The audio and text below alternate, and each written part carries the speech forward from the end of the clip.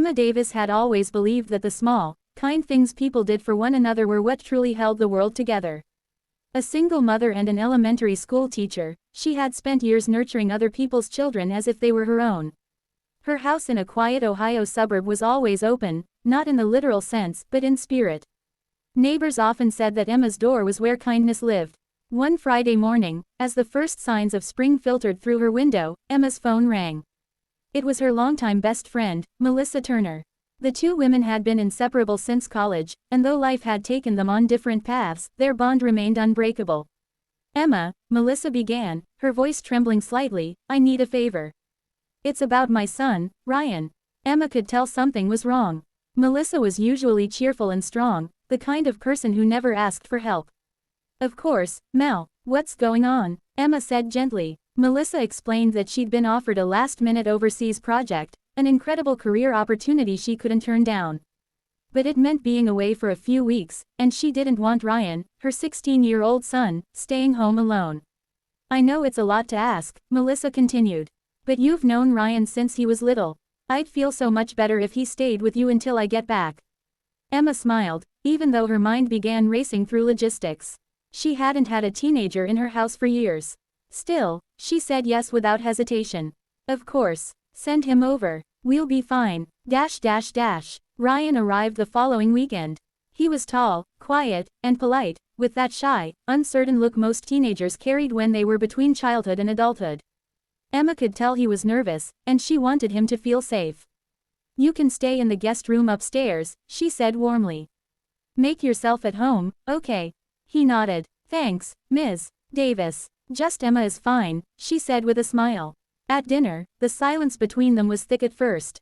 Emma tried asking about school, sports, and friends, but Ryan answered in short sentences. Still, she noticed the way he always said, "Thank you," even for the smallest things. There was gentleness beneath his quietness, the kind that reminded her of Melissa. Days passed, and a subtle rhythm formed. Emma would leave for school early, and Ryan would help around the house after his online classes. One afternoon, she came home to find him mowing her lawn without being asked. "You didn't have to do that," she exclaimed. He shrugged, almost embarrassed. "You cook dinner every night. It's the least I can do." That night, over pasta and laughter, something shifted. The awkward silence that had filled the air for days melted into easy conversation. Ryan started telling her about his favorite video games, the new band he'd discovered, and how he missed his mom when she traveled for work. Emma listened, really listened, and realized how much he just needed someone to talk to. One rainy evening, Ryan walked into the living room where Emma was grading papers. He looked different, more serious than usual. "Can I talk to you about something?" he asked. "Of course," she said, setting her pen down. He hesitated, then said, "Sometimes I feel like Mom's too busy for me. I know she's doing her best, but I don't know. I just feel invisible sometimes."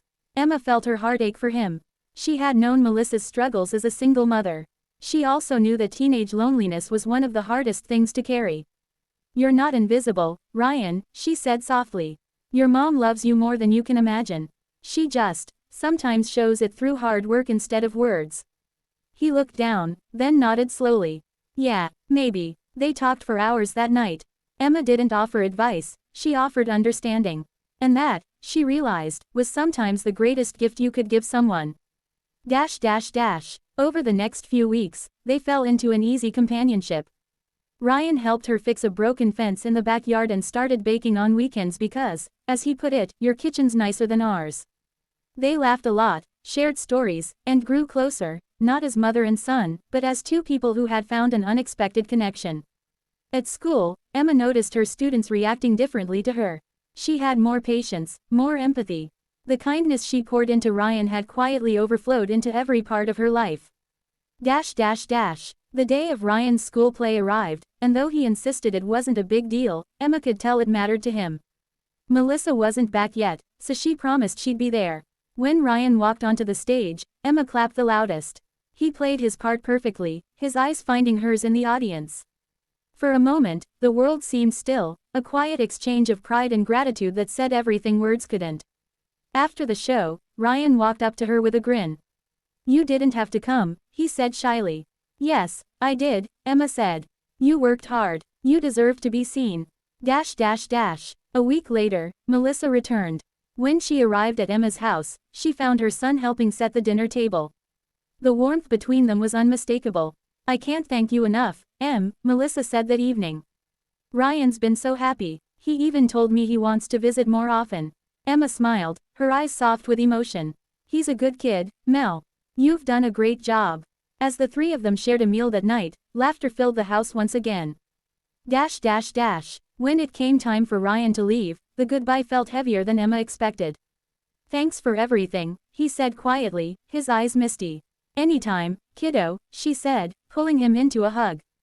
You're always welcome here. After he left, Emma sat by the window, watching the sunset stretch across the sky.